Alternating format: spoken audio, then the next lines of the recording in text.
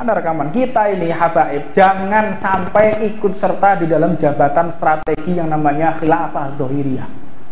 Ada namanya khilafah dhahiriyah, ada namanya khilafah batiniyah.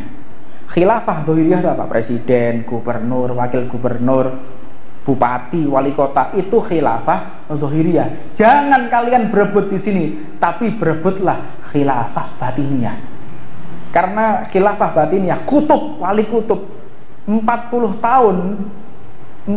tahun yang megang wali di seluruh dunia Indonesia.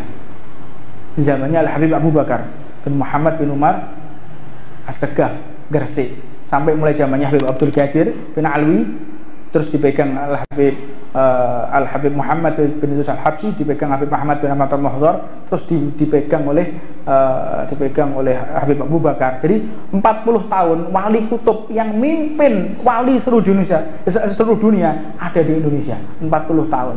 Sampai ahli tarikh itu mengatakan, gimana kita ini kalah sama orang Indonesia? Kedudukan tertinggi presiden para wali di seluruh dunia dipegang oleh Indonesia selama 40 tahun. Ini rekor dunia. Ulama-ulama yang ada di Indonesia ini bisa megang kutbiyah 40 tahun. Belum ada di sejarah dunia manapun. Jangan macam-macam sama orang Indonesia ya. Luar biasa, tanah yang penuh berkah ini.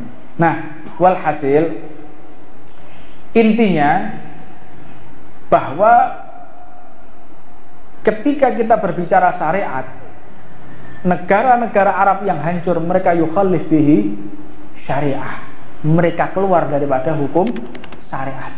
Anda lihat, cek ya, orang itu kalau ketika mendengar sesuatu, jangan kita lewat medsos. Anda ditipu Anda sama medsos itu. Makanya ada gerakan nativisasi di Mesir. Kita harus lepas syariat ya syariat, budaya juga budaya. Jangan kita menjadi orang Arab. Nah, Anda penting ya. Arab sama syariat itu beda. Arab sama syariat itu beda. Ada jilbab zaman jahiliyah? Tidak ada. Ada jubah di zaman jahiliyah? Ada. Jubah mereka kelengsreh, jadi panjang-panjangan jubah. Perempuan ada cadar? Ada, tapi bukan hijab. Ada cadar, ada hijab. Kita kalau mengatakan cadar, pikiran kita yang ada di Indonesia, yo sing cadaran, sing teroris itu. Iku wong Arab lho, cadaran. Sing ngebom itu cadaran kabeh. Kita harus paham, ini orang ingin membunuh karakter umat Islam, ingin merusak harga diri umat Islam.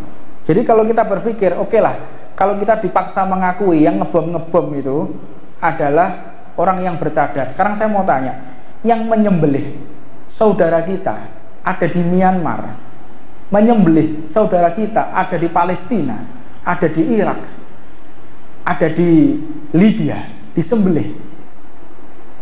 Ada juga yang di dekat sini, di Poso, perempuan hamil dibelah perutnya, dikeluarkan bayinya, diisi perut babi, pakai cadar apa tidak? Pakai cadar apa tidak? Mereka yang menyembelih 7.000 santriwati Pondok Pesantren Wali Songo yang ada di Poso, 700 yang Pondok Pesantren Nahdlatul Ulama di Pondok Pesantren Poso, ada sanawiyah, ada aliyah, diperkosa rame-rame sama orang-orang yang ada di Poso sana. Itu pakai cadar apa enggak? Sampai berita ini kepada kita, nggak tahu kan gitu. Kita kan nggak ngerti. Apa ada mereka yang mengatakan itu adalah teroris? Nggak ada. Kejam mana kira-kira? Oke lah, katakan orang bercadar ngebom, orang bercadar ngebom. Total berapa perlakuan buruk mereka dan berapa perlakuan buruk orang yang menyembelih umat Islam yang tidak bercadar? Pakai akal. Presentasi, segala sesuatu itu pakai matematika, presentasi. Uji ilmiah, itu baru umat Nabi Muhammad. Itu baru umat Rasulullah. Ya, cari cerdas oleh Rasulullah. Cerdaslah.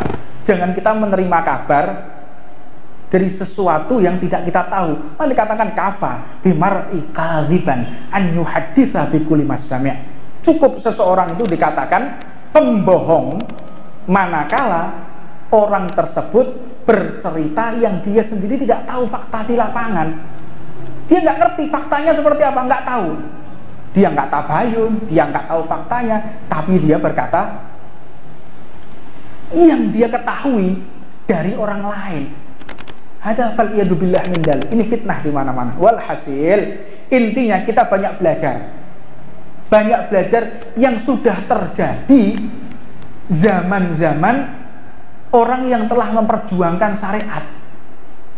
Lihat Nabi Allah Adam, lihat Nabi Allah Nuh, lihat Nabi Allah Musa, Nabi Ibrahim. Lihat bagaimana mereka berdakwah, bagaimana strategi dakwahnya, berhasil atau tidak? Tidak. Yang berhasil hanya Nabi besar Muhammad Sallallahu Alaihi Wasallam. Yang berhasil hanya Khulafaur Rasyidin, Sayyidina Abu Bakar, Sayyidina Umar, Sayyidina Utsman, Sayyidina Ali bin Abi Thalib.